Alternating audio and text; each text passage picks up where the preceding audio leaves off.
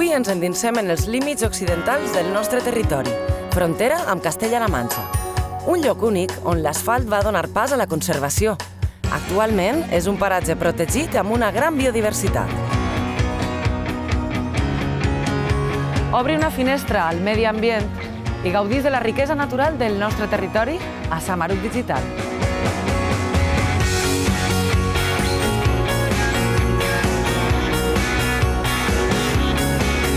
Vola, repta, corre i escabussa't en les profunditats de la mar amb Samarut Digital.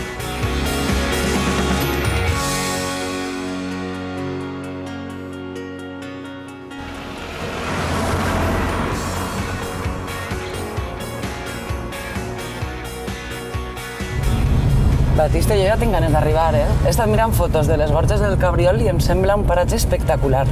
Espectacular i molt interessant.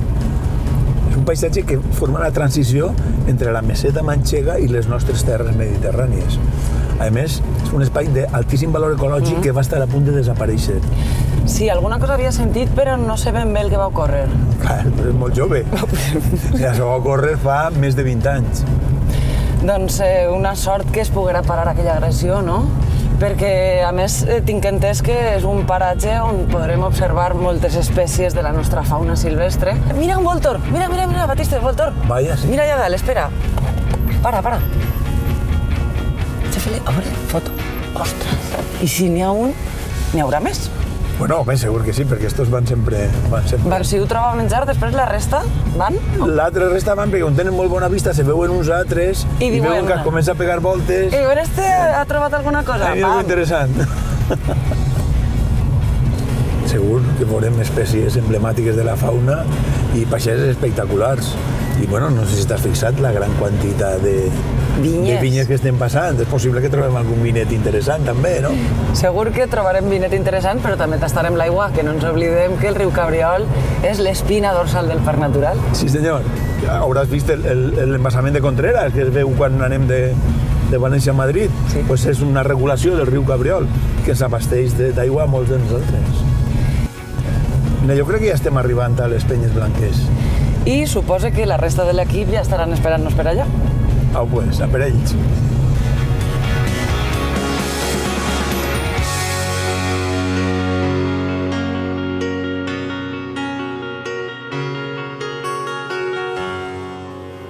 Hem arribat.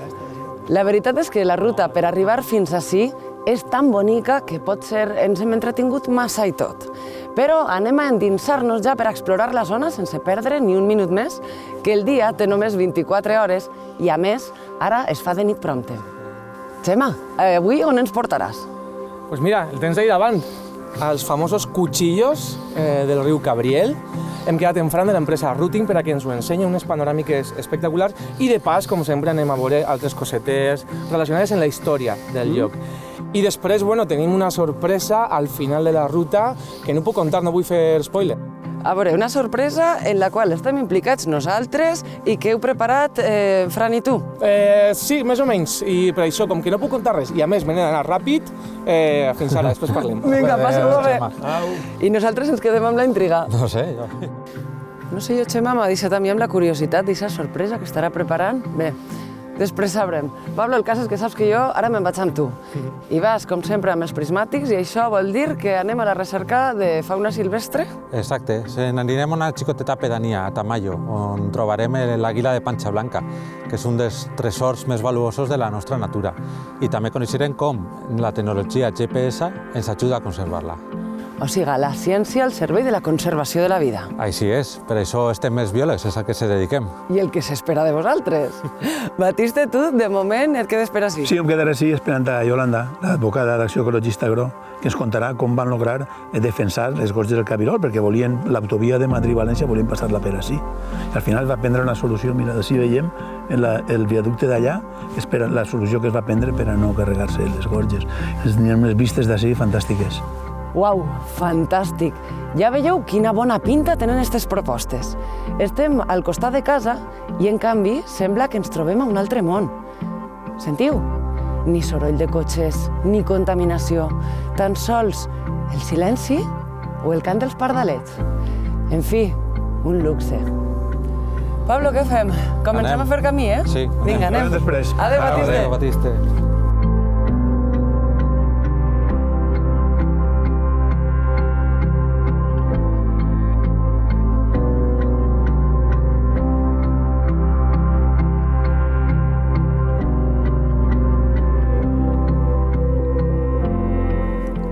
Hola, Bati. ¿Cómo estás? Yolanda? ¿Qué haces? Pues mira, estaba mirando así todo el paisaje que se ve, la vista es impresionante. Pues sí, ahí está la autovía. Justamente fue construida donde el movimiento ecologista propuso, finalmente. menos mal. Que además quedó totalmente protegido el paraje y era la propuesta, curiosamente, que se elaboró durante la República. La República? Sí, sí, sí. ¿Y eso cómo ho sabeu? Pues porque cuando estábamos en el medio de todo el conflicto, apareció por la Casa Verda un ingeniero que se llamaba Claudio Gómez Perreta, con los planos del proyecto de la República y con sus artículos que había escrito en la época, etcétera, y nos descubrió, bueno, que ya desde entonces se pensaba que esa era la mejor opción. Ja tenien més coneixement. Ya en la Si ho República sabien, lo tenían claro, En canvi, sí. després van estar a punt de Sí, carregar-se-ho, eh? sí, sí. Pues mira, el Parc Natural ara va des d'ací fins a la Nòria de Casas del Río. És un parc de més de 30.000 hectàrees, el més gran de la Comunitat Valenciana, que se va fer en l'any 2005. I és esta banda del riu, perquè a l'altra banda del riu Cabriol és de Castella-La Manxa. I així que ara mateix l'espai té una figura de protecció important i, bueno, pues menys mal que se va salvar, no? Bueno, si vols anem cap allí, que encara tenim millors vistes. Vale. Pues mira, la veritat és que la vegetació d'ací, a pesar d'estar tan prop de la meseta, ja és són espècies molt mediterrànies. Mira, has vist que n'hi ha romer, sabines... Sí. Mira, això és un ginebre. Oh, qué bonito. Veus? Coscolles, el pi blanc... És una vegetació molt mediterrània. Pues la verdad es que en el año 93 la única protección que tenía este espacio era por las aves que habitan aquí, ¿no? Era la Directiva Hábitats del año 79. No sé si habría... Figura europea, ¿no? Figura europea, pero justamente en ese año 93 la autovía ya estaba prácticamente finalizada, desde Valencia hasta aquí y desde Madrid hasta Minglanilla. Quedaban 100 kilómetros por ejecutar y 12 kilómetros que son los que afectaban a este espacio natural. Pensábamos desde Acció Ecologista Agro que iban a desdoblar la nacional y resulta que no, que pensaban ejecutar un proyecto nuevo y nos dimos cuenta de que se les había olvidado elaborar el estudio de impacto ambiental, que es obligatorio para este tipo de proyectos. ¿Se les había olvidado? Les había olvidado.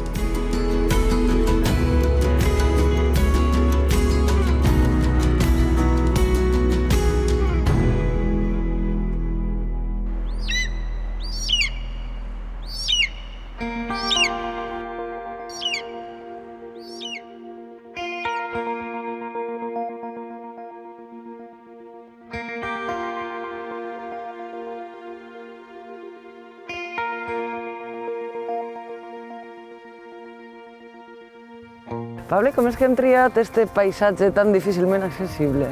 Pues precisament estos paisatges poc accessibles són els que més li agraden a l'àguila panxa blanca. S'agrada molt niuar en els tallats i penya-segats com els de les Gorges, però en un marc paisatgístic on hi ha també cultius, boscos i matorrals, que són els que gasten, com ara de campeig, per a capturar conills, aus de mitjan tamany, que són dels que s'alimenta. Sí, mira, un voltor. Què és? Voltor, sí. És que sembla que cada vegada n'hi ha més, no? Batiste i jo, quan veníem cap a aquest matí, hem vist un grup que serien uns 20 i pico, 30... Pues és un bon grup. Sí, així en les Gorges del Cabriol és un lloc on se poden veure molts voltors. També hi ha altres espècies, com per exemple la cabra ibèrica.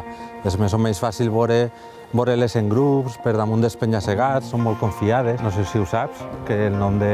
Riu Cabriol. Del Cabriol, ve de cabra, exacte. És un puesto famós per les cabres.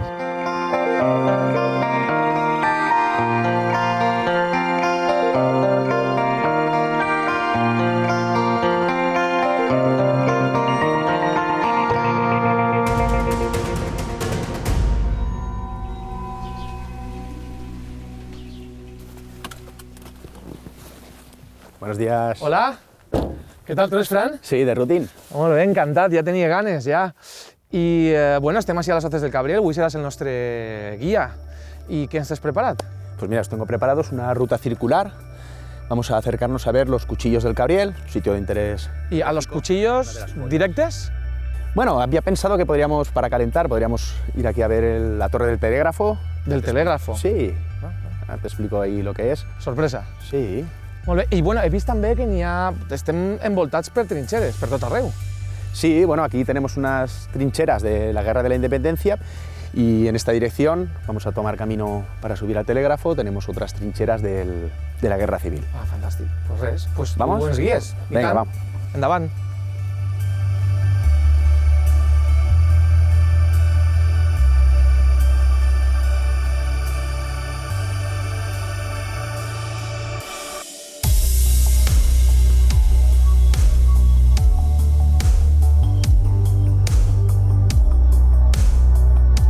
Bueno, sembla, Fran, que ja hem arribat a la sorpresa històrica que ens tenies guardada, no? Sí, la torre de Villargordo. Esta torre es del siglo XIX y forma parte de un conjunto de 30 estaciones que comunicaban Madrid con Valencia, destinadas al telégrafo óptico. I com funcionava això? Pues había un sistema un libro de códigos, digamos, servía para enviar mensajes. Esta línea está concretamente de Madrid a Valencia. ¿Vale? Torres separadas como mucho entre 10 y 13 kilómetros y tenían con un sistema de poleas y arriba un sistema de andamiaje con digamos, persianas. Depende de la posición, pues significaba una cosa u otra. I els que havia així dins havien d'interpretar el missatge o simplement passar-ho i ja està? Aquí en estas torres habían 3 o 4 personas encargadas del sistema y no conocían la naturaleza del mensaje. Había un comandante de línea en Madrid y otro en Valencia, sí, era para asuntos oficiales. Y los trabajadores de aquí, habían 3 o 4 personas a cargo de esta torre y simplemente lo que hacían era copiar el mensaje. No, i a més defendre-la bé perquè té les espilleres, baix, estan, vamos, per a traure el fusell perfecte si n'hi haguera algú que vinguera a tallar la comunicació, clar. Es una torre en modo fortaleza, tiene la puerta a 4 metros de altura, una escalera de madera, entraban, cumplía las funciones pues, de telégrafo óptico y también pues, de vigilancia del territorio y defensa. Entrava per així el missatge i ixia per allà. Sí. No? Anem a recórrer, ¿no? lo que faria el missatge. Muy bien, pues por aquí venía el mensaje desde Castilla-La Mancha y de aquí transmitían el mensaje, tenían contacto visual con la Sierra de Vicuerca, con la siguiente torre, la torre que está ubicada en Fuenterrobles. I fins a València ja pues, que quedarien altres tantes torres. Sí, estará la que hace 21 y la 30 pues, ya sería en Valencia, capital. Pues anem a seguir el missatge, no? Vamos a seguir.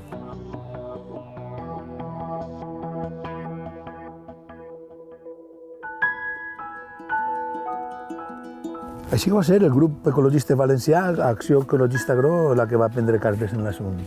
Acció Ecologista Agro denunció la falta de estudio de impacto ambiental del proyecto y el Ministerio paralizó las obras y en agosto del 93, como nosotros decimos con agostidad y alevosía, publicó, a fin de que los interesados hicieran alegaciones, el estudio de impacto ambiental con 3 opciones. La primera opción era el trazado aproximadamente menos impactante, que era el A, que es el que casi finalmente se ejecutó con alguna modificación, y el trazado B pasaba justamente por lo que son los cuchillos, era de un impacto gravísimo y era más bien como una opción de paja, ¿no? A descartar desde el principio. Y el trazado C era el trazado que precisamente pasaba por aquí, por la zona más valiosa, por las Hoces del Cabriel. Vaja, així anem a carregar-se. Sí. Este paratge impressionant, impressionant. Fixa't que tot això, en realitat, el paisatge l'ha format l'aigua, i en constància, perquè l'aigua no és dura, ni va a poc, segon a segon, any a any, segle a segle, ha anat tallant la roca més dura i ha anat conformant aquest paisatge. Fixa't que n'hi ha tallats que tenen fins a 200 metres de caiguda vertical. I allà el substrat és més planet, entonces és on s'enxampla el riu i fa les riberes més amples. Aquestes parts més angostes, més estretes, és el que diem les gorges, d'ahir prenen el nom, la zona.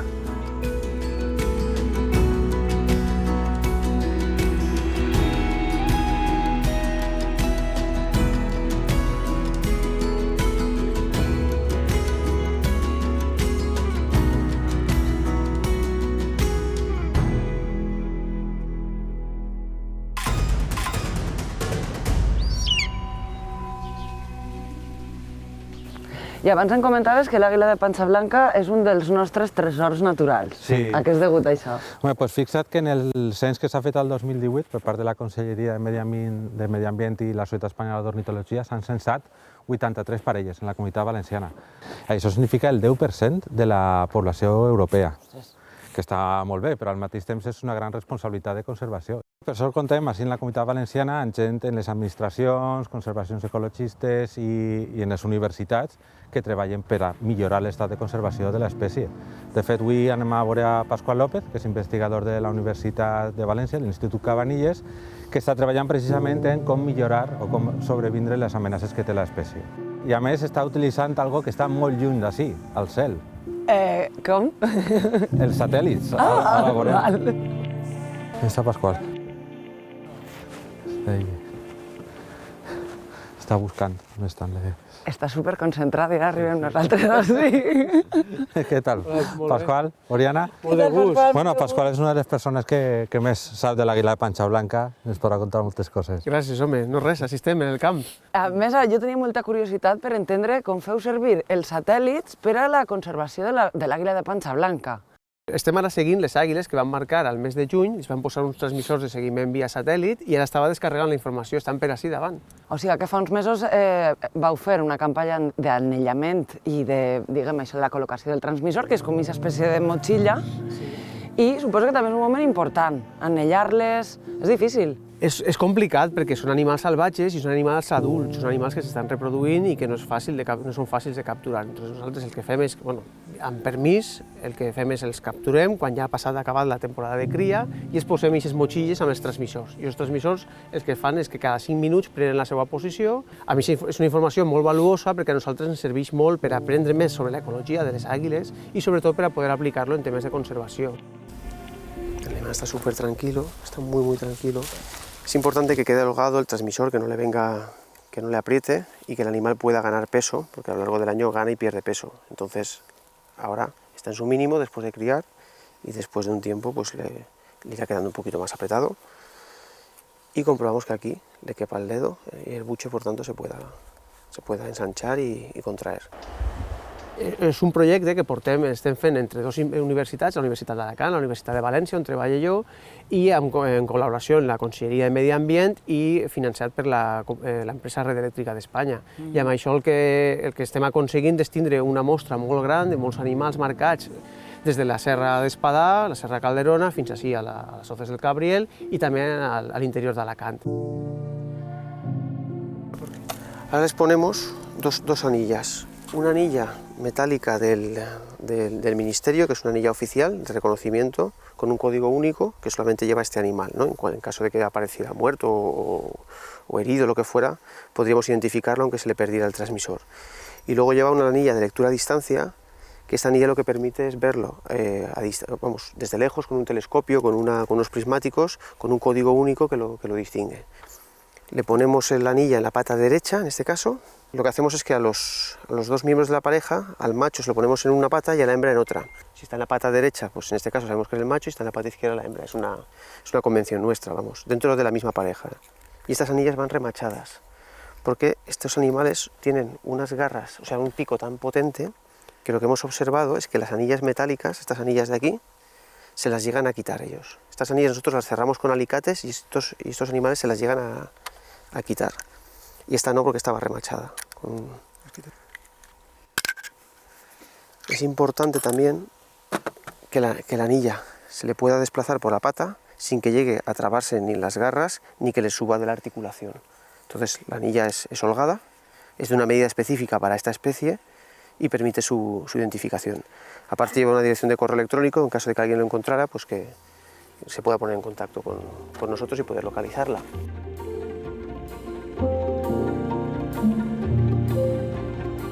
Y se va con la garra.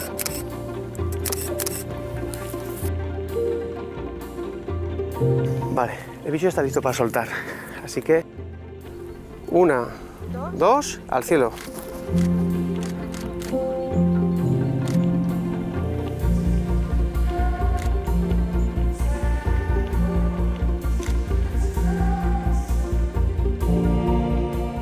...4709, el macho, está por aquí. Mira. No, esa es la otra. ¿Esa no? Esa es la otra, la primera ha ido para la derecha. Hòstia, que buche lleva. Esa ha comido. Com ho saps? Perquè porta un papo, porta el buche molt gran. O sigui, estan per ací propet i a tu, diguem que este artilugi que tens et serveix per a després recollir les dades i saber quantes n'hi ha, on estan. Correcte, molt bé. O sigui, nosaltres el que fem és la informació de les àguiles que descarreguem a través d'esta antena. I amb això després anem a l'ordinador i podem saber on estan amb una freqüència des de 5 minuts fins a cada segon. I ara, si vos pareix bé, podem anar al centre d'interpretació on estarà Ximo Risueño i allí, si ens deixa i tenim internet, podem consultar-les. Podem veure a l'ordinador els moviments. Si n'hi ha wifi, sí, ho podem veure. Home, clar que n'hi haurà wifi, dic jo, no? Anem cap allà. Estic al·lucinada amb l'àguila de panxa blanca i la utilització de la tecnologia GPS per a conservar l'espècie. Per cert, ja m'agradaria haver-los ficat uns transmissors a Xema i a Batiste per a saber on estaran ara mateix. Ei, espereu-me!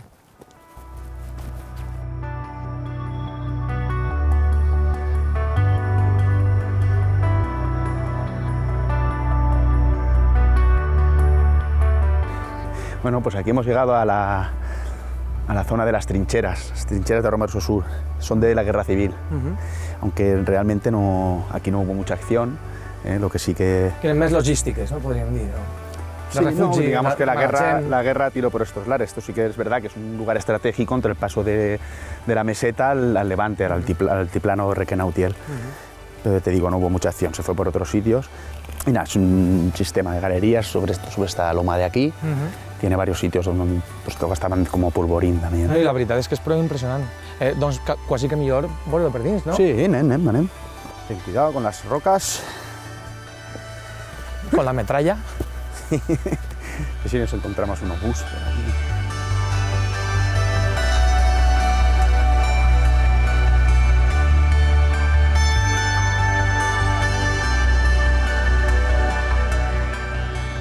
Lo que sí que hubo es presencia de maquis. Ja després de la guerra. Sí, en lo que es el cañón de las Hoces, o sea, bueno, aprovechaban el río para ir bajando, son sitios de difícil acceso, donde pues era difícil a la Guardia Civil, digamos, darles captura. Y había alguno famoso, como el Manco de la Pesquera. El Manco de la Pesquera. Donaria por, enfrontar-se a ell. Y aquí, mira, aquí tenemos el búnker. Anem a entrar? Sí. Estàs segur? Déjame, sí. Però si n'hi ha algun maqui encara ahí amagat. Algún bicho nos podemos encontrar, pero... Fíjate, el búnker, a unos 60 metros de profundidad. Pasa, no te preocupes.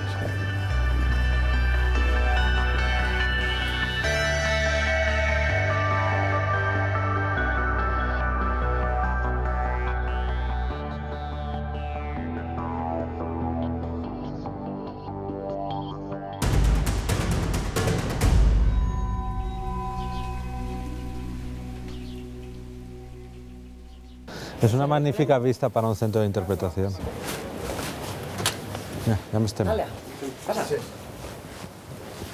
Hola, Chivo, ¿qué tal? Bon dia. Bon dia. Bon dia. Pablo, Oriana, Bon veníem a ver si podían posar el ordenador para mirar las dades. Claro, no hay ningún problema. Podéis ponerlo aquí, tenemos wifi y si queréis mientras tanto os enseño el centro de interpretación mientras organizas todo lo que haga falta. Muy bien. ¿Vale? Anem passant? Sí, Per ací? claro.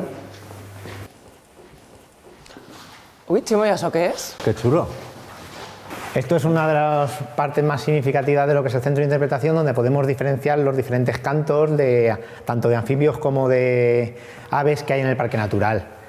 I tenim així l'àguila de panxa blanca, a veure, com canta. Así es.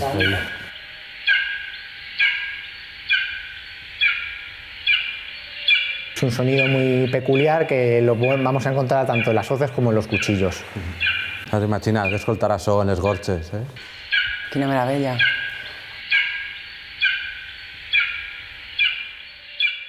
Uau, Ximo, i pel que veig en tota aquesta varietat d'espècies, les gorges del Cabriol han sigut i són un refugi per a la fauna al territori valencià. La verdad es que sí, tanto las hoces como los cuchillos son un punto muy importante como refugio para la fauna.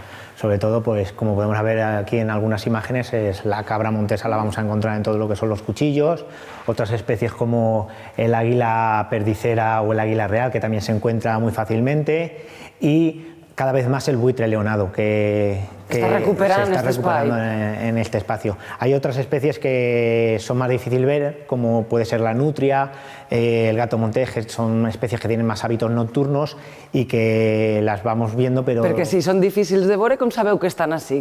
Pues sabemos que están aquí gracias a técnicas de fototrampeo que hacemos normalmente con este tipo de cámaras, donde el animal cuando pasa cerca dispara un sensor que hace que se le grabe y se hagan fotografías de ese mismo animal. Nosotros normalmente lo que hacemos es mirar puntos en el río, en las mismas orillas del río, donde se encuentran excrementos, y muchas veces también por las simples huellas. Las simples huellas que dejan marcadas en el barro al salir del agua nos permite que sepamos dónde la debemos ubicar la cámara.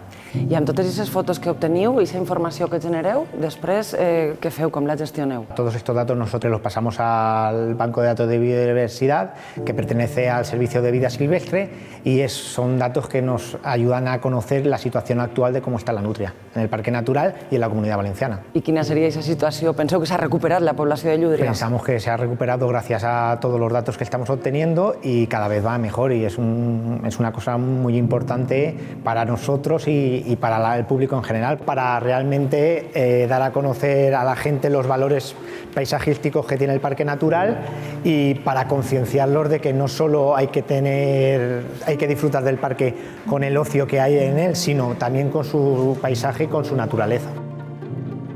Totes aquestes dades que he recopilat al llarg del matí amb l'antena ara estan descarregades i les podem veure a la pantalla de l'ordinador. Exactament, mira, així les tenim, les carreguem i les podem visualitzar. I el que podem veure són les 6 àguiles que tenim marcades de 3 parelles i podem seguir tots els seus moviments, els mascles i de les femelles. I mireu per on es mouen.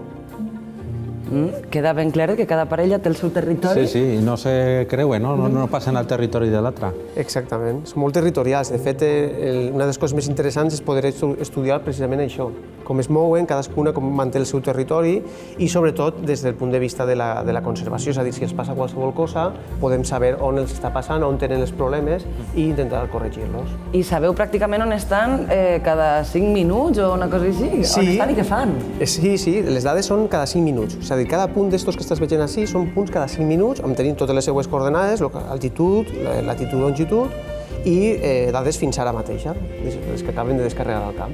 És impressionant com la tecnologia pot servir. Mireu. I de fet, es veu com es mouen per la província de València i també arriben a la zona de les planures d'Albacete, de Castella-La Manxa. No coneixen fronteres. Les aus no saben d'això. Ja veieu, si la tecnologia es farà servir sempre al servei de la vida i no de la destrucció, un altre món seria este. Pasqual, nosaltres anirem fent marxeta, no? Perquè ens espera la resta de companys que diuen que han preparat una sorpresa. No tenim ni idea què és, però bueno.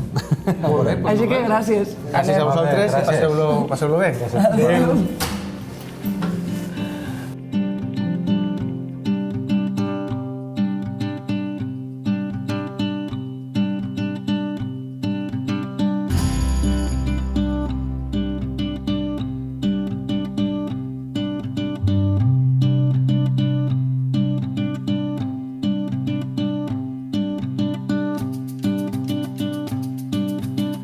Fran, estic realment impressionat. O sigui, és d'allò més espectacular que hem vist en els últims anys. Bueno, aquestes roques calcàries tardaren milions d'anys en formar-se, però després vull dir, què hagué de passar per a veure com ho veiem avui? Pues un plegamiento. Cuando emerge, ¿no? Se chocan las placas tectónicas, emergen, y los materiales más débiles, las margas, los yesos, por el efecto de la erosión, pues han ido desapareciendo y se queda allò més dur, no? Unos cuchillares, allò més resistent. Las calizas, las dolomías. Es espectacular. Vemos aquí como el barranco del Moluengo, ¿vale? Pasa por aquí, que es un afluente del río Cabriel, y estos dos cursos fluviales cortan los cuchillos 2 veces. El Moluengo a més que es veu i el Cabriel. perfectament. Vosaltres dugueu així a grups de xiquets també, no? D'escoles. Sí.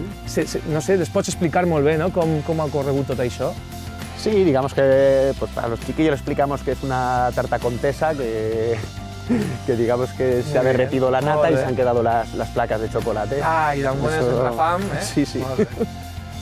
Espectacular, la veritat és que és espectacular.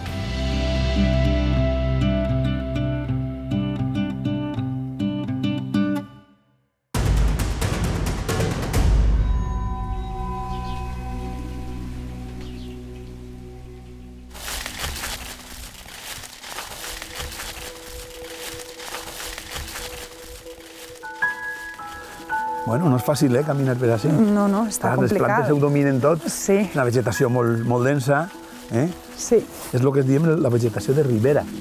Són plantes que creixen sempre prop de l'aigua, al costat del riu.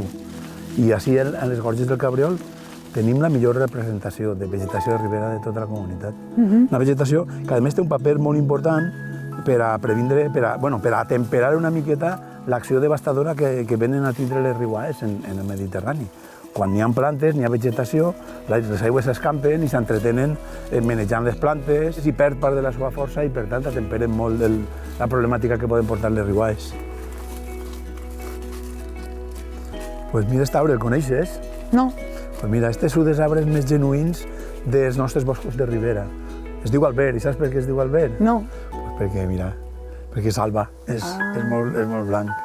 Les fulles, quan es maneja el vent, veus? Parecen plateadas. Sí, exactament. Sí, no, en castellano se llama álamo plateado.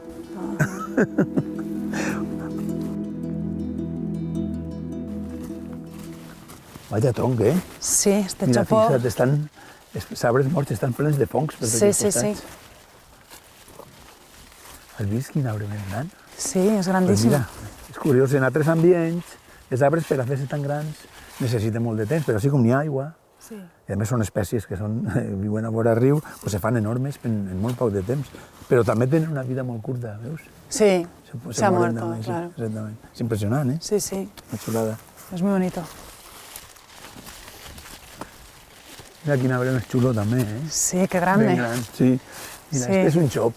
Ah, Sí, és del mateix gènere que l'albert, que veiem una vegada, en realitat són els dos populus, gènere populus. Aquell és el populus alba, que és blanc, a més la corfa és molt blanca també, i este és el populus nigra. Són els dos arbres molt propis de la nostra vegetació de ribera. ¿cuántos años tendrá? Pues no ho sé, pots tindre 40, 50 anys, creixen molt a pressa. Tenen aigua a prop. Mira, estem arribant ja al pont de Badocanyes. Ah, pues vamos.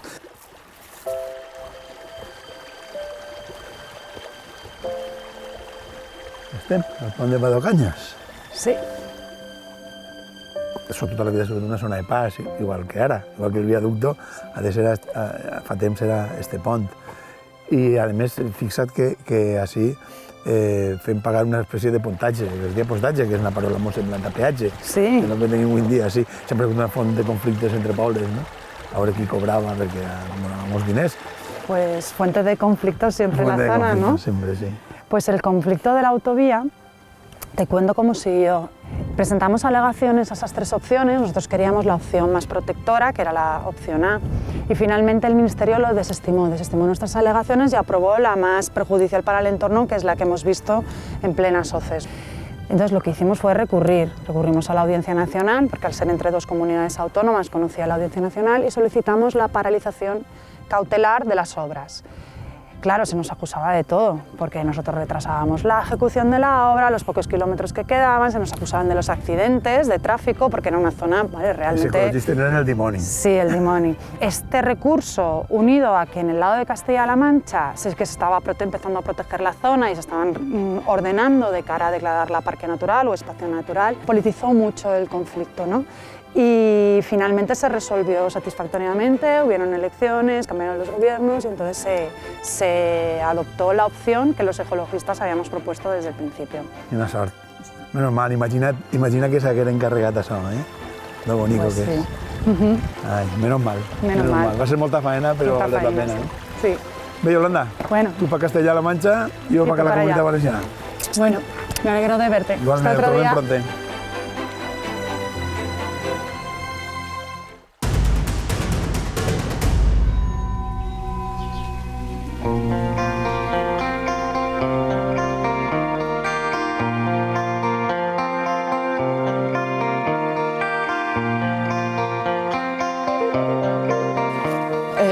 deixa de mirar la vegetació i fixa't en el que tenim ahí, Pablo. Com ho veus? Pues me sembla que la sorpresa de la que parlava Xema està ben clara. Ens ha deixat la pista. Volíem conèixer el cabriol? L'anem a conèixer a fons. A fons. Xema, tu tenies ben calladet, Sí, però bueno, igual podia ser evident, no? I t'havíem de rebatejar com a Oriana Fluvialis. O sigui que... I bé, què millor que conèixer el riu Cabriol a fons en una empresa de les tantes que n'hi ha sí que porten molta gent a conèixer-lo de ben a prop. Sí, la verdad es que después del vino es el principal atracción económica, turismo activo y de naturaleza. Y además de hacer a la gente pasar un buen rato en el río, intentamos enseñarle lo que es un sistema fluvial y enseñarle las aguas bravas.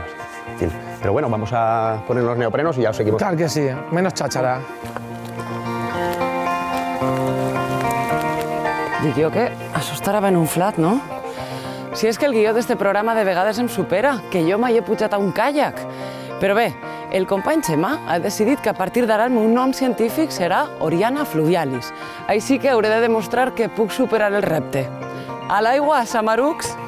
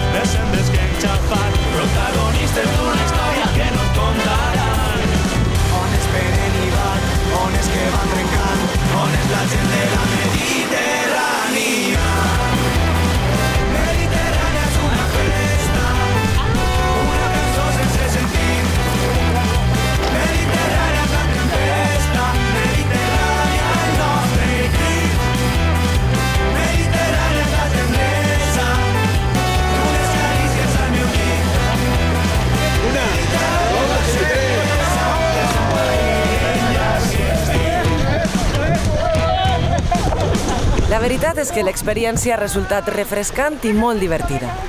Desitjaven contagiar-vos les intenses emocions que es poden viure en este paratge i per tal d'embarcar-vos en l'aventura vam haver de resoldre algun inesperat i relliscós entrebanc.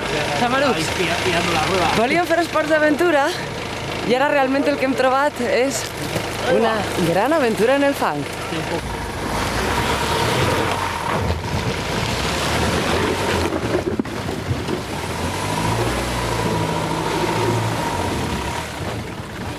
Per cert, dic jo que això d'Oriana Fluvialis pot ser evoluciona a partir d'ara en Oriana enfangada, enfangalis, fangensis...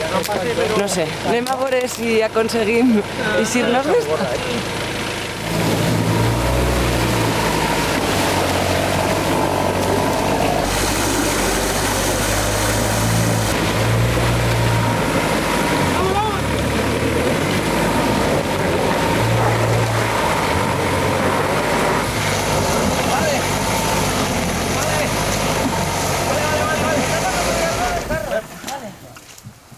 Afortunadament, és ben sabut que fent pinya sempre es pot eixir del fang.